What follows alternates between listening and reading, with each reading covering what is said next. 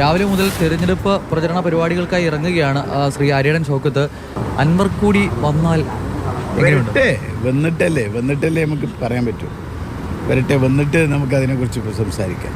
എല്ലാ സ്ഥാനാർത്ഥികളും നിലവിൽ നല്ല കോൺഫിഡൻസ് ഉണ്ടല്ലേ? നിലവിലല്ലേ എപ്പോഴാണ് നമുക്ക് കോൺഫിഡൻസ് കുറഞ്ഞ്? ഈ ഇലക്ഷൻ്റെ പ്രഖ്യാപിക്കുന്നതിന് എത്രയോ മാസം മുൻപേ നമ്മൾ പ്രവർത്തനം തുടങ്ങിയതാണ്. UDF പ്രവർത്തനത്തിൽ വളരെയധികം മുന്നോട്ട് പോയി. എവിടെയും ഒരു കോൺഫിഡൻസിന് കുറവുണ്ടായിട്ടില്ല. ഞങ്ങളുടെ പരിപാടികളൊക്കെ കണ്ടില്ലേ?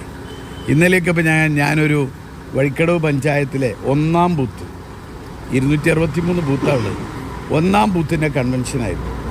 1-ഉം 2ഉം ബൂത്തുകൾ കൂടിയുള്ള കൺവെൻഷനിൽ 1000-ത്തിലധികം ആളുകളാണ് പങ്കെടുത്തു. അപ്പോൾ അത്തരം ഒരു കാലത്തുമില്ലാത്ത ഒരു വലിയ ജനമുന്നേറ്റം ഞങ്ങളുടെ പരിപാടിയിലൊക്കെ ഉണ്ടാവുക.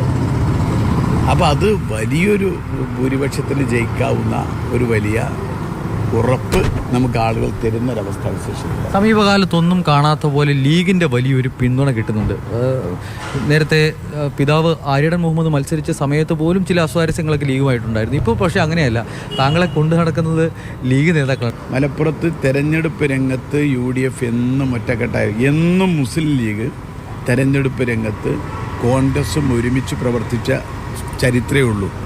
ഇടതുപക്ഷ പ്രവർത്തകനും അനുഭാവികൾ പോലും ഈ 9 വർഷത്തെ പിണറായി വിജയൻ ഗവൺമെൻറ്റിൻ്റെ ഈ ദുരിതപൂർണമായ അവസ്ഥയിൽ അത് അനുഭവിച്ച ഒട്ടേറെ സാധാരണക്കാർ അവരുടെ കൂടി പിന്തുണ നമുക്കുണ്ട്. അദ്ദേഹം പറഞ്ഞതിനപ്പുറത്തേക്ക് ലീഗും ആര്യാടനുമൊക്കെ തമ്മിൽ ചില പ്രശ്നങ്ങളൊക്കെ പഴയ കാലങ്ങളിൽ ഉണ്ടായിരുന്നു. ആ പ്രശ്നമൊന്നും ഇപ്പോൾ ഇല്ല എന്നുള്ളതാണ്, ഈ തെരഞ്ഞെടുപ്പിലില്ല എന്നുള്ളതാണ് UDF സ്ഥാനാർത്ഥിക്ക് നൽകുന്ന ഏറ്റവും വലിയ ആത്മവിശ്വാസവും ഏറ്റവും വലിയ പിന്തുണയും. നിലവിൽ താഴെത്തട്ടിൽ സംഘടനാ പ്രവർത്തനം ശക്തമായി തന്നെ നടക്കുന്നു. അതിനാൽ തന്നെ ഇനിയിപ്പോൾ അൻവർ മത്സരിച്ചാൽ കൂടി യാതൊരു വിധത്തിലുള്ള പ്രശ്നവുമില്ലാതെ വിജയിച്ചു പോകാൻ കഴിയും എന്നുള്ളതാണ് UDF സ്ഥാനാർത്ഥി പങ്കുവയ്ക്കുന്ന ആത്മവിശ്വാസം.